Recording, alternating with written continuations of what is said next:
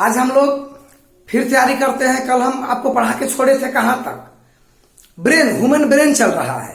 Human brain को हम बताए थे कि कई पार्ट्स में आपको अध्ययन करना पड़ेगा, छोटे छोटे वीडियो बना करके थोड़ी थोड़ी बातों को रखना पड़ेगा। एक के बाद सब कहानी बोलने से आपको समझ में नहीं आएगा। तो हम लोग आज शुरू करते हैं, कल ही शुरू कर दिए थे। भाग 1 में देखिएगा, 1 में था, यहां पर देखिए भाग 1 में ह्यूमन ब्रेन के सीएनएस चल रहा है। सीएनएस के भाग है अग्र मस्तिष्क और मस्तिष्क स्टेम।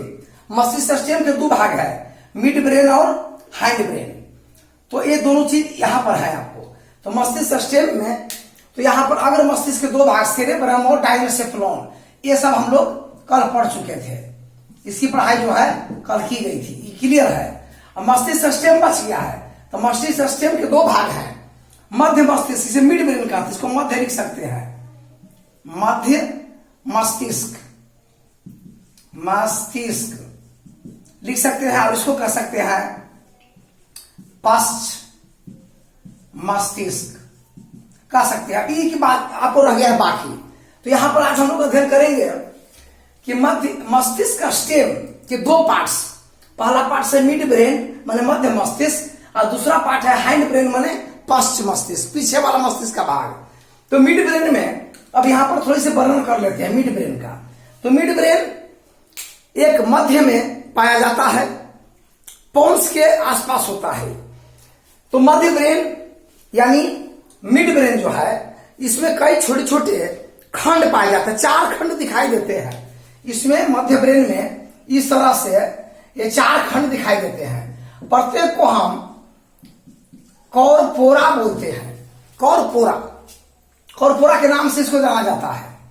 और यह खास करके ये मध्य मस्तिष्क जो है, नेत्र की पेशी,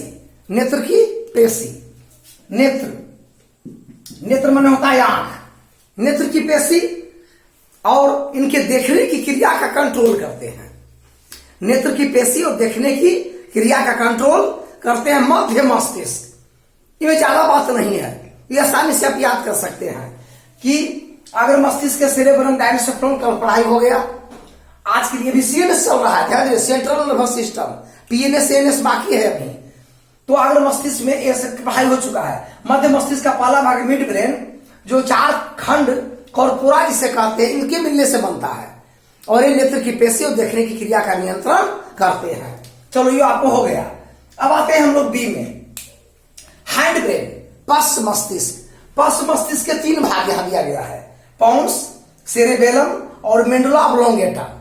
तो पोन्स क्या है, पीओएनएस यहां पर फर्स्ट नंबर पर दिया गया है, पोन्स, यहां देख सकते हैं ये पोन्स दिए हैं। हाइंड ब्रेन, पश्च मस्तिष्क का पहला भाग है पोन्स, दूसरा भाग सेरेबेलम, तीसरा मेडुला ऑब्लोंगेटा। तो यहां पर देखते हैं पोन्स। तो पोन्स क्या होता है कि यह भी पोन्स पिछले मस्तिष्क के भाग में स्थित होता है। छोटी सी जगह है, और यह खास करके श्वसन की क्रिया का नियंत्रण करता है। रेस्पायरेशन प्रोसेस, मनुष्य में ह्यूमन रेस्पायरेशन प्रोसेस का कंट्रोल करता है। तो हमें लिख सकते हैं मानव श्वसन यानी ह्यूमन रेस्पायरेशन प्रोसेस की क्रिया का नियंत्रण करता है। पोन्स श्वसन में भाग लेता है। अब याद रखिए, परीक्षा में आएगा कि पोन्स जो मस्तिष्क का भाग है, वो भी पश्च मस्तिष्क का, वो कौन सी क्रिया में भाग लेता है? तो उत्तर में क्या होगा आपका, मानव के श्वसन की क्रिया में भाग लेता है, ह्यूमन रेस्पायरेशन प्रोसेस में भाग लेता है। बस इसमें भी मध्य मस्तिष्क की तरह थोड़ी सी बात है पोन्स में। तो मध्य मस्तिष्क का कार्य याद हो गया, नेत्र की पेशी और दृष्टि का नियंत्रण, और पोन्स हो गया ये जो है ह्यूमन सांस लेने की क्रिया से संबंधित है, पोन्स क्षेत्र। अब आते हैं सेरेबेलम में। ये 2 तो छोटा छोटा था, मध्य मस्तिष्क अलग था, और हाइंड ब्रेन का ये पोन्स भी छोटा था, और मध्य मस्तिष्क भी छोटा बात था। अब आ गया आपको सेरेबेलम एरिया में, जो मध्य या अंतिम ब्रेन पश्च मस्तिष्क का दूसरा भाग है। पश्च मस्तिष्क का यानी हाइंड ब्रेन का पहला पोन्स हुआ, हाइंड ब्रेन का सेकेंड भाग है सेरेबेलम। चलिए सेरेबेलम के बारे में अध्ययन करते हैं। सेरेबेलम हाइंड ब्रेन या अर्थात पश्च मस्तिष्क का सेकेंड भाग है, जो सेरेब्रम के बगल में होता है, पास में, थोड़ी सी इसको माना जाए तो सेरेब्रम से कुछ साइड में हटकर होता है सेरिबेलम। सेरिबेलम भी सेरेब्रम की तरह, जो कल हम सबसे बड़े खंड का अध्ययन किए थे, दो भाग गोलार्ध में भी बटा होता है। सेरिबेलम भी दो गोलार्ध में बटा होगा, यानी सेरेब्रम की तरह सेरिबेलम, लेकिन सेरिबेलम सेरेब्रम से छोटा भाग होता है, बड़ा भाग नहीं होता है। इसमें तंत्रिका के फाइबर भी होते हैं, तंत्रिका के फाइबर, उसे हम वृंतक कहते हैं। वृंतक, यह वृंतक 3 तरह का होता है सेरिबेलम में। वृंतक 3 तरह का होता है। फर्स्ट है सुपीरियर, सुपीरियर वृंतक। तो सुपीरियर क्या कहता है कि सेरेबेलम से ब्रेन तक की सूचना संचार करता है। प्रश्न आएगा कि सुपीरियर जो वृंतक है सेरेबेलम का, वह किसके बीच संचार पथ बनाता है? Cerebellum to brain. अच्छा, सेकंड नंबर में है यानी मिडल वृंतक, इसको हिंदी में लिख देते हैं वृंतक, माने नर्व फाइबर। 3 तरह के सेरेबेलम में होते हैं। पहला है सुपीरियर, जो सेरेबेलम को ब्रेन तक जोड़ता है, वह संचार का पथ बनाता है। और सेकंड में है मिडल, यह जो है सेरेबेलम से या किसके पास ले जाएगा? पॉन्स तक का पथ बनाएगा। कौन? मिडल। और नंबर 3 में है इन्फीरियर, यह जो है सेरेबेलम से लेकर और मेडुला प्लस मेरु रज्जु तक का पथ बनाता है। तो इसमें 3 पथ आपको पाए गए, 3 पथ, 3 लाइन हुए। सेरेबेलम में कुछ तंत्रिका फाइबर होते हैं जो संचार का पथ बनाते हैं। 3 तरह के पथ, सुपीरियर, मिडल और इंफीरियर। सुपीरियर जो है सेरेबेलम से पथ ब्रेन तक लाएगा, संचार का मार्ग बनाएगा।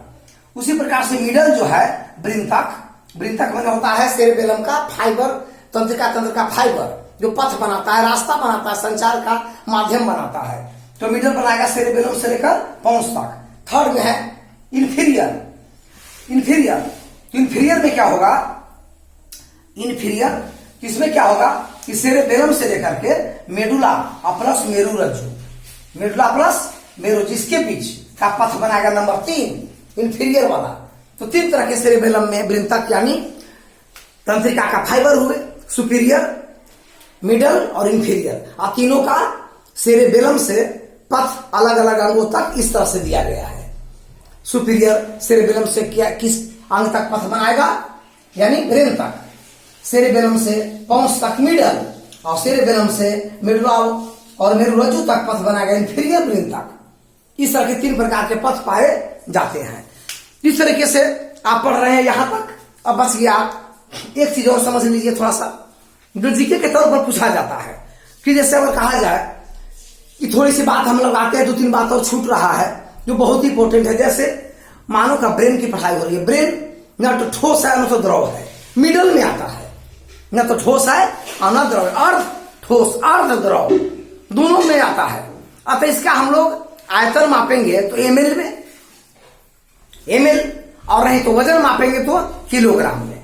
तो यहां हम दे सकते हैं थोड़ी सी बातें को, यहां एक जीके के तौर पर ले लीजिए इसको, कि मनुष्य के मस्तिष्क का वजन अगर हम ठोस मान के किलोग्राम में करते हैं 1.5 kg होता है, 1.5 kg वजन की दृष्टि से।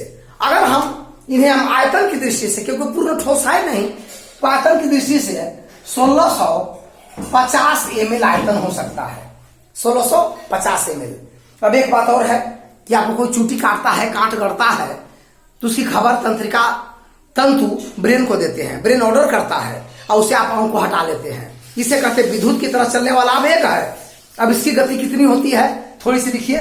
मानव के ब्रेन द्वारा आवेग की गति होती है 300 किलोमीटर पर आवर की दर से होती है, 300 किलोमीटर पर आवर, जबकि प्रकाश की चाल 3 लाख किलोमीटर प्रति सेकंड है, और यह 300 किलोमीटर प्रति आवर की दर से यह आवेग चलता है, काफी भी तेज गति से चलता है।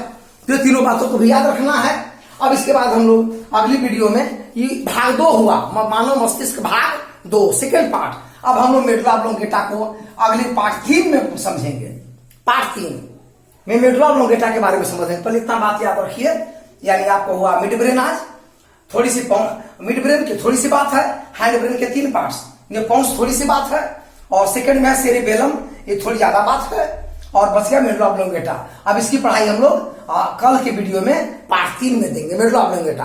तब पार्ट 4 में पीएनएस और एएनएस दोनों दे दिया जाएगा, थोड़ा सा टाइम ज्यादा दिया जाएगा, पीएनएस और एएनएस 4 पार्ट में इसको खत्म कर देंगे, और साथ साथ कुछ मस्तिष्क के कार्य भी उसी में बोल दिया जाएगा और समझा दिया जाएगा। ठीक है, अगले वीडियो में मिलेंगे। धन्यवाद, लाइक सब्सक्राइब करते रहिए।